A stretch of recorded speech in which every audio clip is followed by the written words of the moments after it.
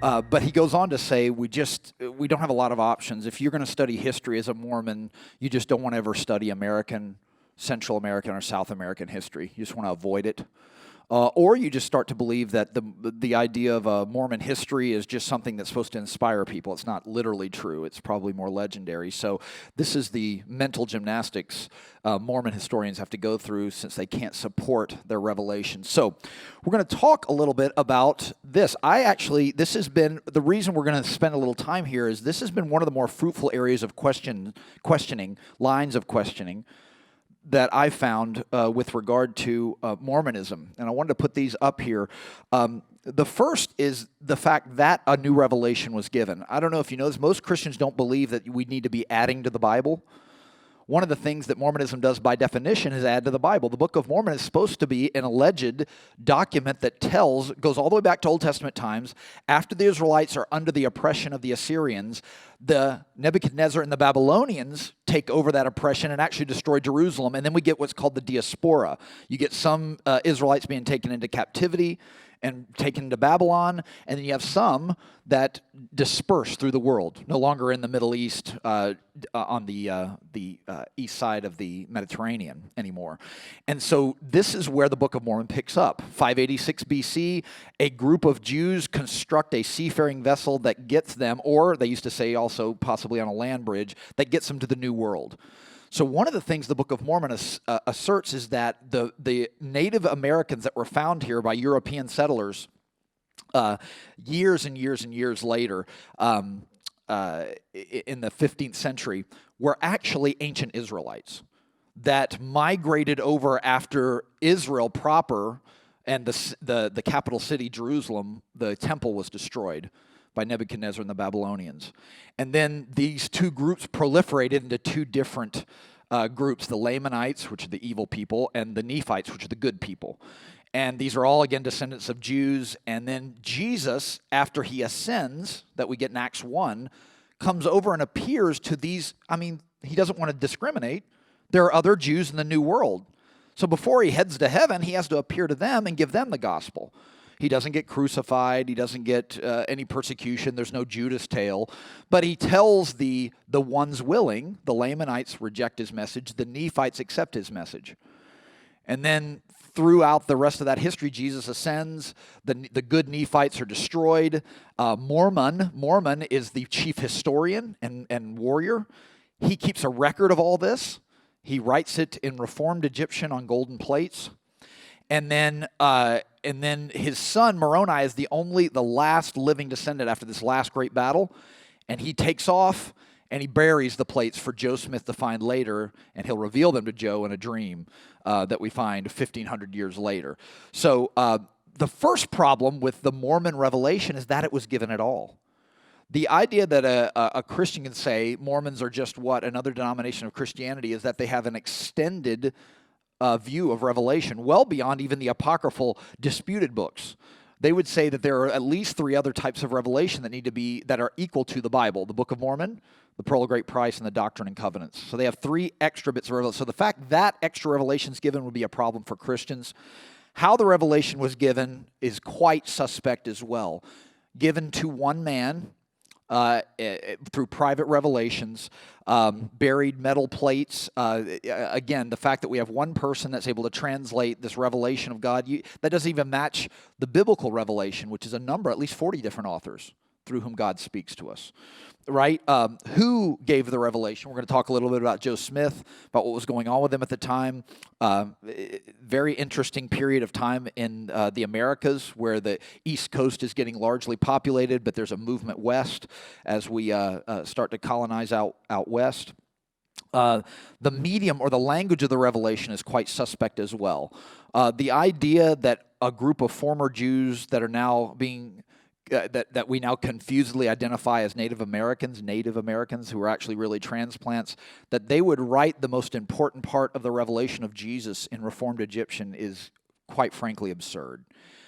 We have biblical reason to believe that the Jews were prevented from taking their oppressors' hieroglyphic language and writing in it, and doing any of those things that they did in Egypt were usually associated with a curse.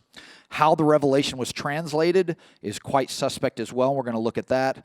And then the content of the revelation itself. So these are all areas related to what Mormons claim to be the most important books to be placed alongside the Bible in their religious tradition.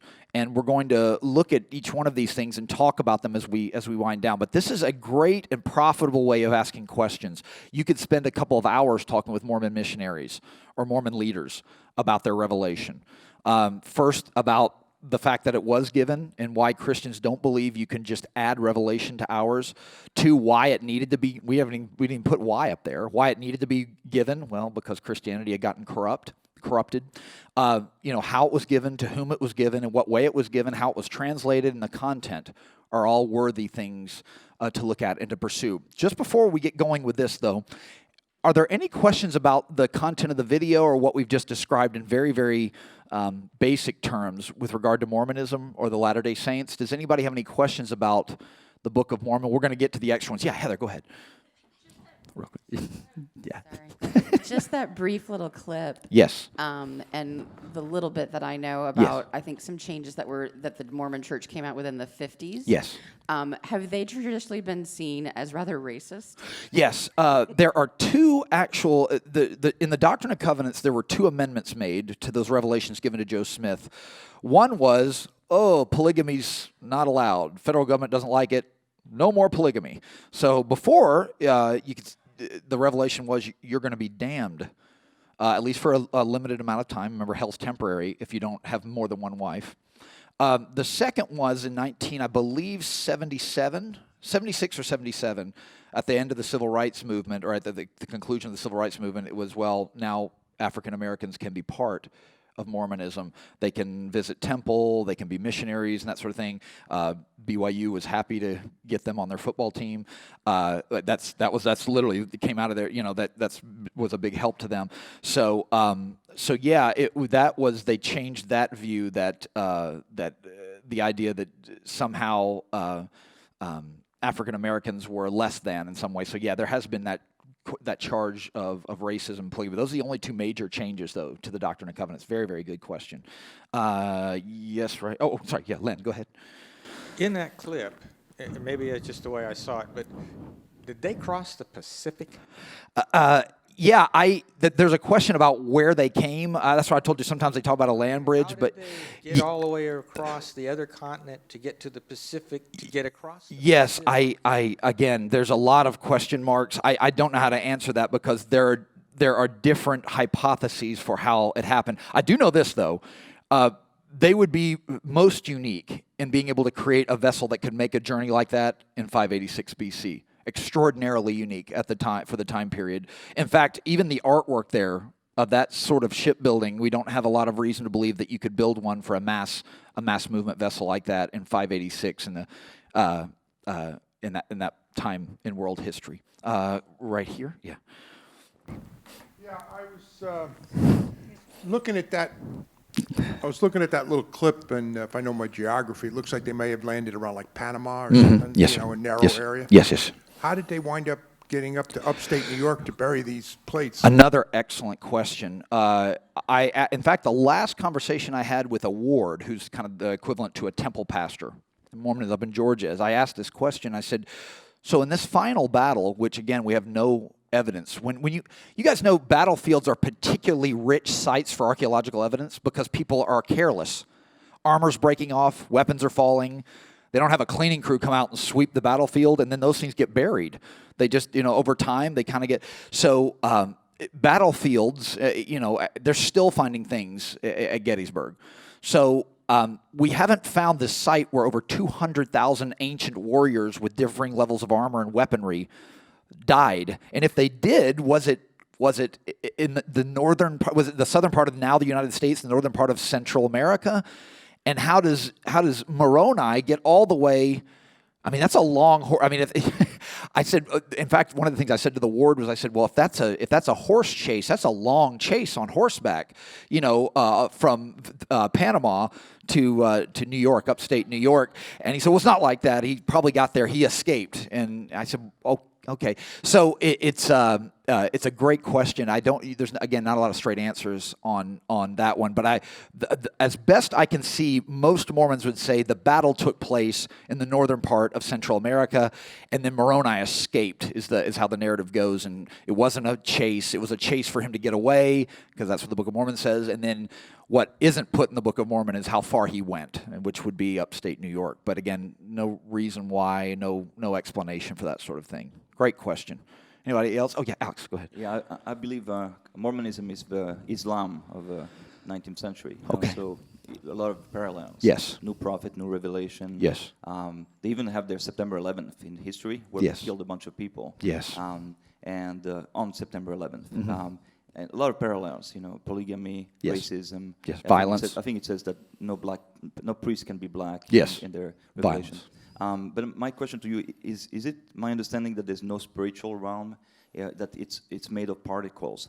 In other words, there's no spirit that's spiritual realm that's separated from a physical realm. It's all physical. Yes. It's infinite. Yeah. And somehow the world creates God. Yeah. And then God is made, and then we ourselves, when we become Mormons, we can become gods. And Yeah.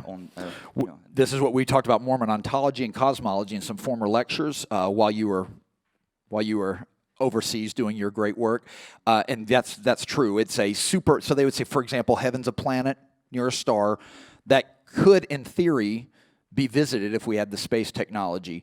God is a super-powered, super-physical being. So we gave it a crude analogy like a Thor.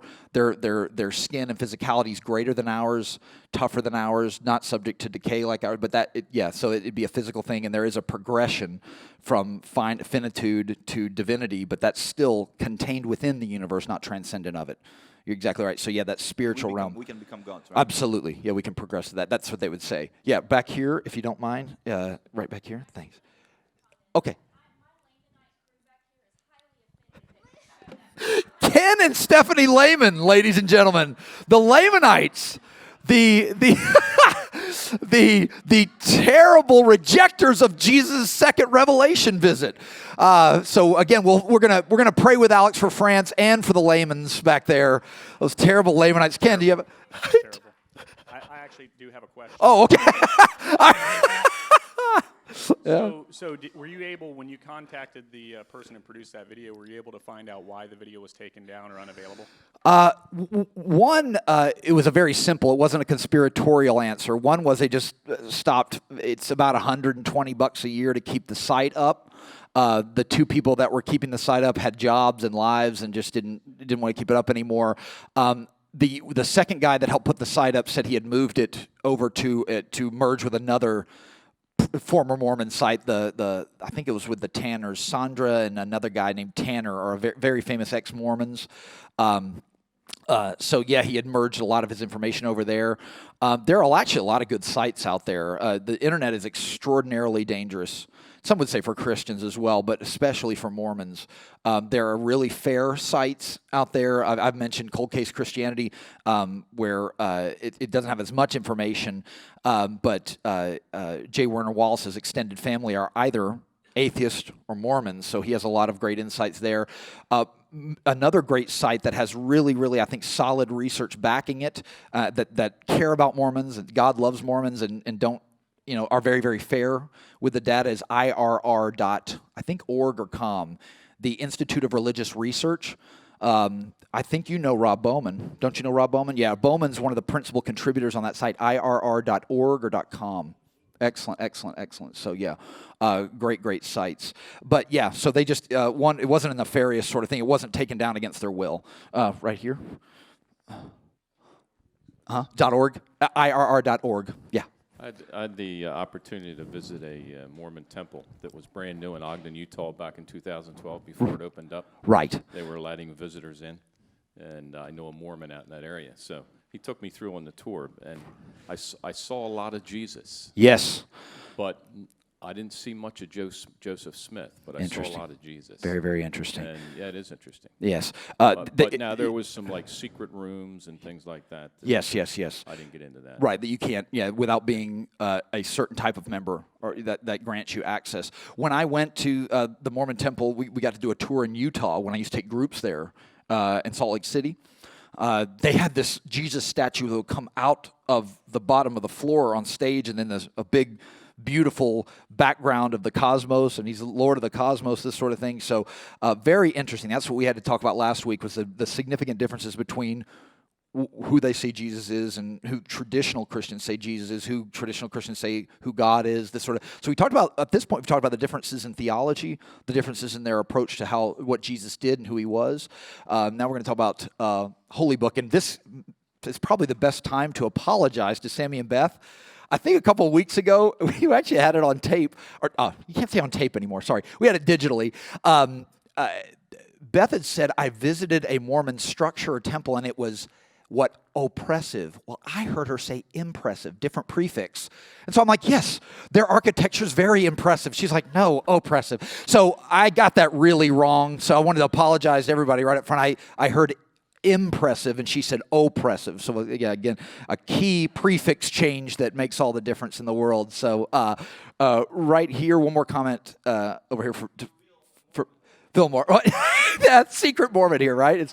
Their architecture is impressive, though. I mean, it is impressive. There's no question. A lot of money. Yes. I have a question. Okay, go for it. It seems that they are making an effort to explain themselves theoretically Yes. in all the other forms historically.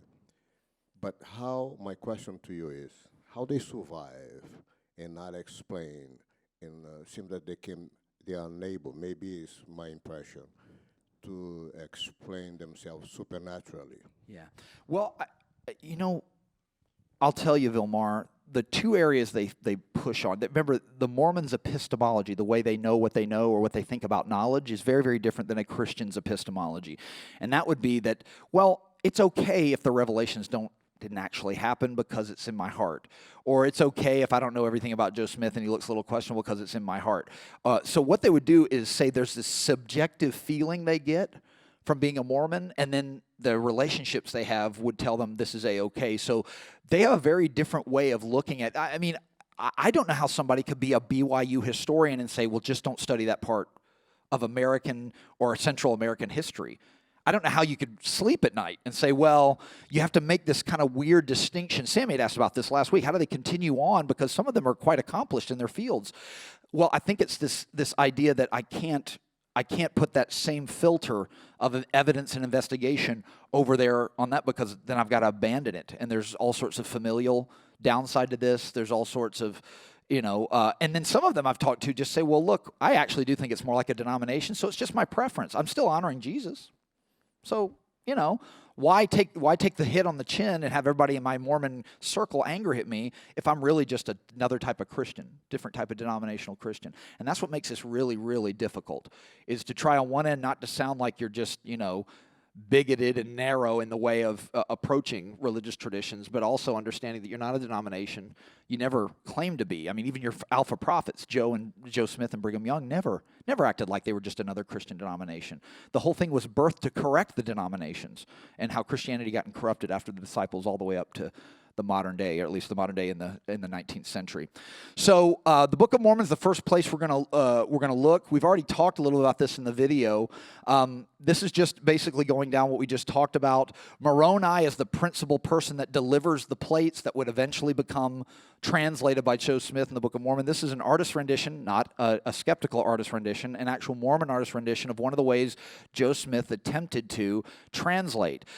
You remember peep stoning, or being a scryer, S-C-R-Y-E-R.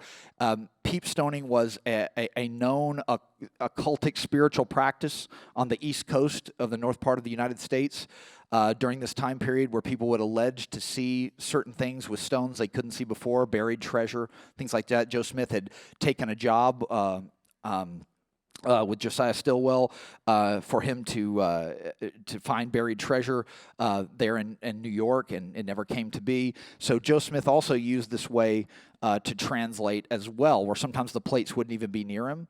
You wouldn't see them. He could translate them from afar. He'd put a stone in the bottom of a hat, stick his face in the hat, and say he could translate in that way. So again, we look at this and go, so Joe Smith had a supernatural way of translating something. How this would work is he'd have his buddy write down what he was talking about, and he'd speak for anywhere between 45 minutes and an hour and 10 minutes, usually behind a partition or his head in a hat, claiming that he could see the writing translate into English. In this way. So very, very interesting. Just real quick, though, just as a sidebar, if you read through the Book of Mormon, you'll find some things that are funny historically, but theologically it's not that offensive. It sounds a lot like the Bible with regard to its language, King James type language, if you prefer the King James translation. And theologically, it even affirms the Trinity in the Book of Mormon. Theologically, it doesn't do anything really offensive. It's just how it was translated and what it was saying. Its history is quite questionable. The way it was translated from a language that Joe Smith called Reformed Egyptian. Now, you got to remember at the time, this is deciphering a pre-discovery of the way to interpret Egyptian hieroglyphics. So this was a mystery religion. Anybody could say something was an Egyptian or Reformed Egyptian, which is not a known language, where Joe Smith this protected the plates from being analyzed. He said that Moroni told him it was Reformed Egyptian. Now, again, think about these are ancient Israelites that migrated to the New World, to Central America and then into North America, that are writing revelation that is to be an extension of the Bible in Reformed Egyptian. It just is a mess. That is extraordinarily unlikely, extraordinarily implausible. Even this is supposed to be 33 AD. Those type of structures in Central America aren't built until about 1000 AD. So again, even in the artwork, this is a guy named a Mormon artist did this. So Jesus is talking there. Why? Because the Book of Mormon says there are over 2-story structures in the New World, and you know the European settlers didn't find anything like that. They found teepees and things like that. The only place you found anything over 1-story structure were in Mesoamerica, right, Middle America. So this is the idea here. So again, Jesus Christ visits the Americas. It's in Reformed Egyptian. We get 2 groups, the Nephites and the Lamanites. Both get a revelation. One rejects Jesus's revelation. The other one accepts it. So we get kind of a different approach here to this history. So again, the whole thing ends in upstate New York, what would become known as Palmyra. But in the Book of Mormon, it's called the plates are buried in a hill called Cumorah. No LDS scholars identified where Cumorah is. None. They would assume it's on Joe Smith's former property, but there are other things you'd likely find there, and they haven't found anything. So they would say the hill Cumorah is someplace near Palmyra, New York, which would be the hill Cumorah. But yeah, so that's the idea that the Book of Mormon was inscribed upon these golden plates, and that's where we go. John Scott's the artist that did this here, the Book of Mormon artwork there. So there are really only 3 options when it comes to interpreting the Book of Mormon. You can say that the Book of Mormon was legitimately found, then translated by Joe Smith in a language that was unknown to anyone at the time, in a process that's known to be fraudulent by way of peep stoning. You can say the Book of Mormon was actually something made up by Joe Smith, that he largely made it up out of his own imagination. And every session where he had a scribe writing down what he said, he was really just making this thing up. Or you can say it was a plagiarized product. Now, most non-Mormons think that Joe Smith plagiarized from other works. It is interesting to note that in New York at the time, there were a lot of books published on where the Native Americans came from, what was their pedigree, what was their background. This was a live question in the 1820s, 1830s, and 1840s on the eastern part of the United States. So books were being published at the time and were on the shelf in Joe Smith's home.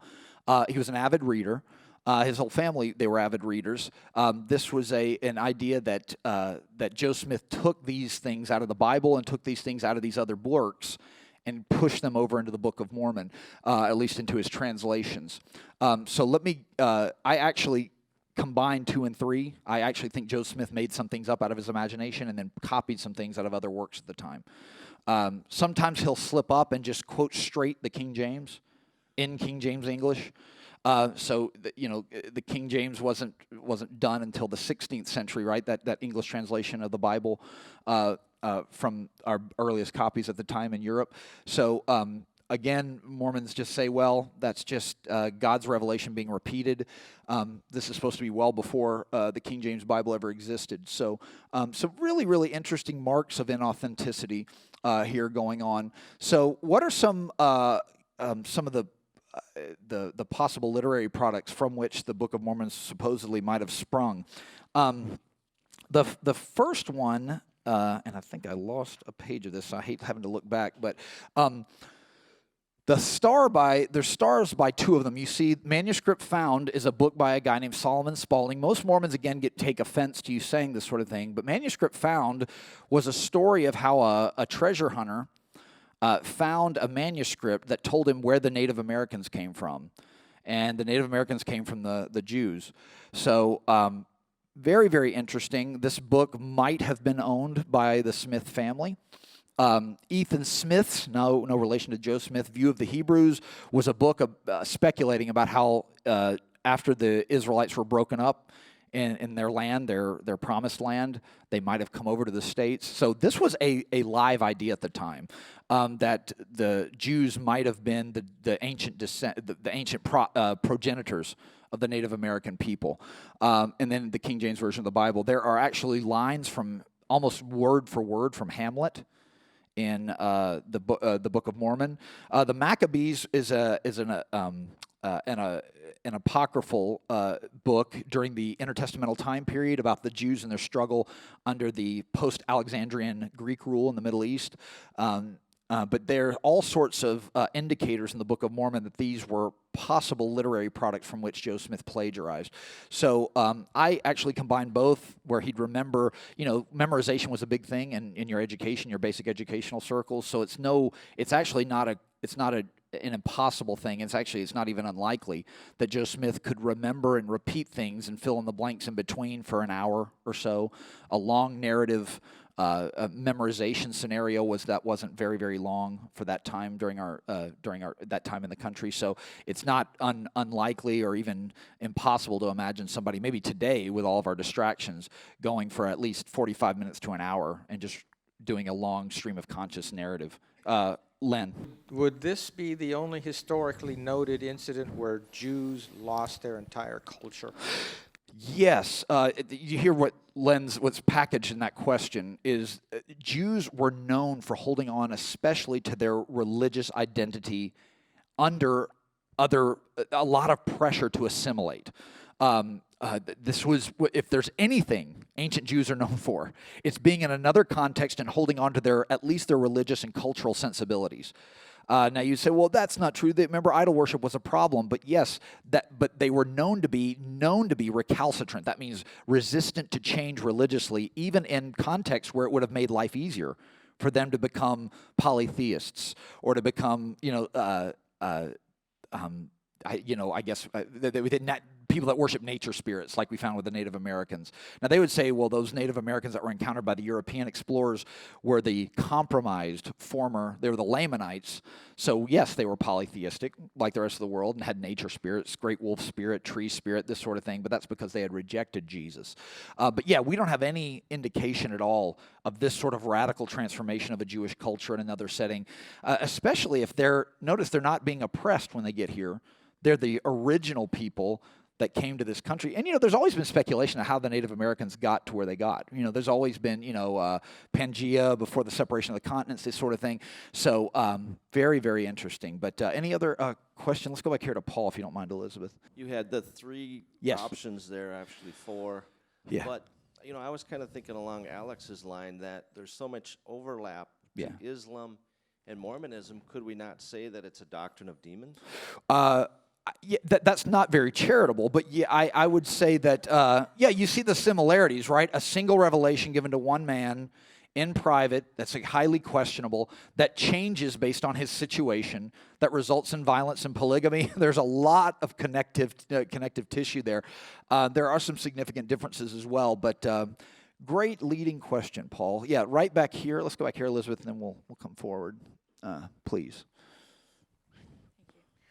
Back to the buried plates. Yes. In New York, did the angel Moroni bury them in that hill, or did he just reveal that that's where they were buried? Yes, Moroni buried them way back, well before Joe Smith was born. Then he dies. Then he spiritually appeared to Joe Smith and directed him on his property, his dad's property, after he had, he wasn't going to church, and he and Emma were living with mom and dad, and, he's trying to find work, and he dug on multiple places and finally found the alleged plates. I'm under the conviction there were never any plates at all. The people that said they saw them said they spiritually saw them. I don't even know if there were any gold plates, and I don't know, it would have been difficult to etch in these undecipherable things in there anyway. But isn't that great? Any way you could verify this was hidden in some way. Even Joe was bright enough to say it's Reformed Egyptian, again, which at the time we don't have Rosetta. We haven't discovered the Rosetta Stone, so we can't even interpret hieroglyphics accurately until the Rosetta Stone's found. So it's a good way to hide what you're doing pretty significantly. Adam, right here. Yeah. So I know they believe that we can become gods. Yes. And stuff. So how does Moroni become an angel? Is that another step people can become? Because he's a person, right? Yeah, yes, and I've asked that as well. Was Moroni, did he go to the highest heaven, the celestial? Did he get his own planet? Did he rule with his wives who got killed in the battle? There's no answer to that sort of thing. They would just say he was an appointed messenger by the God of this section of the universe to tell something to Joe so that he could correct all the misconceptions about Christianity. And that way, by the way, it would get Emma off his back, because Emma's wanting him to go to church, but the church is saying unless you repent for your illegitimate marriage and you taking this guy for a ride peep stoning south of here, you're not welcome. You also have to understand too, at the time period, this is post. There's a lot of spiritual fervor going on. This is a time period in the United States where we're talking the Great Awakenings. These great revivals would come. People would have these rightly emotional repentance scenarios where they'd come to the bench, kneel, and say, "I'm so sorry, God. Please forgive me." And these, recorded miracles. But then the entourage would leave town, and these pastors were left to try to figure out now what do we do? Do I still take arms? I was at the meeting with a Methodist minister, a Roman Catholic minister, so there's a lot of questions after the revival team left because there's no discipleship. The churches had a hard time figuring this out. Well, that's ripe for someone to say, you know what that was all about? This is what it's all about. So by the way, that's the way Jehovah's Witnesses were born. That's the way Mormons were born. Yeah, we still honor the Bible, but this is how you're supposed to look at it, right? Especially after a highly emotive non-discipleship scenario. Last bit before we go here. If you wanted to take the four main categories that have been major failures for the Book of Mormon, the Pearl of Great Price, and the Doctrine and Covenants, there are three holy pieces of literature that were alleged revelations from God to Joe Smith or Brigham Young. You have the racial and genetic issue. It was mentioned by Dr. Murphy in that video. The racial genetic issue is extremely difficult. There's no genetic reason to believe that Jews are related to Native Americans in any sort of biological sense. In fact, it looks like Native Americans are most strongly related to Mongols, steppe folks from Asia. Not ancient Jews from around the Mediterranean. The linguistic issue is a problem. There are language issues in the Book of Mormon, both in the English language and in the alleged original language, Reformed Egyptian. Cultural and historic issues. What are those? There aren't any historic finds or data that backs up this. This is a lot of information about an area that's investigatable by cultures that now have the means to investigate these sort of things. And then last, religious. What's the religious point? There's literally no evidence at all that a group of that there was ever a time where something like Judaism or Christianity was practiced by Native Americans. There's no evidence in Central America. It was a type of polytheistic sacrificial system that was, where they'd worship Quetzalcoatl as the chief god amongst many gods in Mesoamerican culture, ancient culture. There's only evidence of a type of nature spirit polytheism going on in Native American, North American, ancient world. That there's no evidence at all that anything like Judaism or a type of proto-Christianity was being practiced by any Native Americans or Central Americans. There's just no evidence of that at all, that the inhabitants had anything like this. We just don't have anything. So we're going to look at these next time and then move to his character and finish out with Joe Smith's character and some concluding remarks next time. Sorry I moved so slow. But yeah, one last question here. Do you have it, Elizabeth, real quick? And then I'll pray us out and we can go. Is it true that they believe only the men become gods? Yes, but they would, the way Mormons respond to that without looking chauvinistic is they would say, well, the mothers have to help populate the new areas of the universe, so you're still important as a mother. You just don't get to, so you kind of get to rule as a queen, but not rule necessarily. So yes, the moms don't become gods, but they become what Mormons call consorts, which is an ancient word for a goddess, being with a god. So they would say, yes, it's true that women cannot become gods of their own section of the universe, but they are crucially involved. In other words, it can't just be if I as a male become a new god over a new section of the universe, I'm going to need to procreate and create spirits that will get bodies on one of the planets that I've been given. So they would say women are crucial in the afterlife scenario. They're just not the ruling body. So if they believe that only men become gods and that they had this, like Native Americans and white people were loved differently by God, then wouldn't that also suggest that like their view of Jesus is not one of loving everyone? Yeah. Yes. Again, they've had new revelations that kind of curtail those old dark versus light distinctions.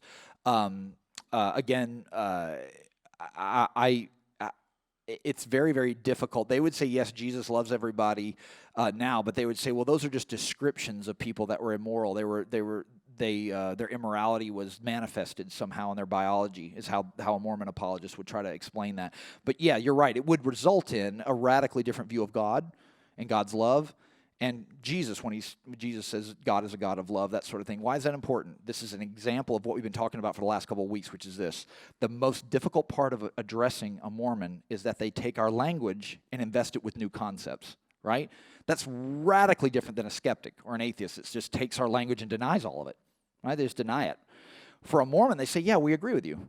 Yeah, we believe Jesus is love too. And you're like, wait a second, what about this, and this? Like, well, so they take our concepts and invest them with new content.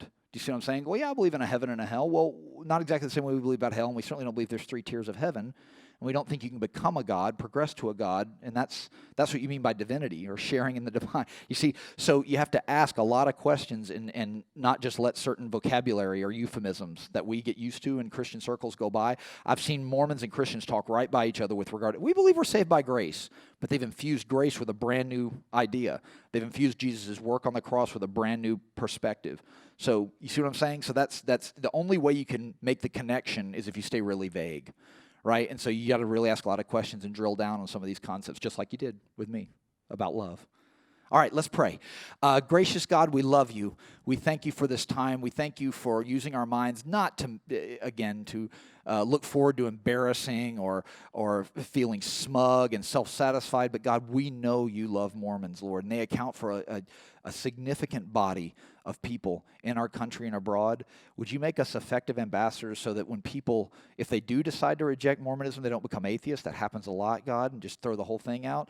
But instead they would see that, Lord, whatever their heart's desires were and the good things they enjoyed, they are found in not only worshiping you in spirit, but in truth, and that you would bring the truth and the light of your word and your gospel to the hearts of Mormons everywhere so they can take that zeal and that passion and that fervor and place it in the context of what you say and how you say we're to look at these things and express them. We ask you, Lord, for help, for divine power to express this, Lord, to be, again, both bold and loving and merciful, Heavenly Father, and we can maintain that balance as we talk to the people you love, Mormons. Give us strength and power Heavenly Father, to do that, to be the best expression of you, so they see something different, Lord, in us and want it. In Jesus' name we pray. Amen. All right, guys, see you. Thank you.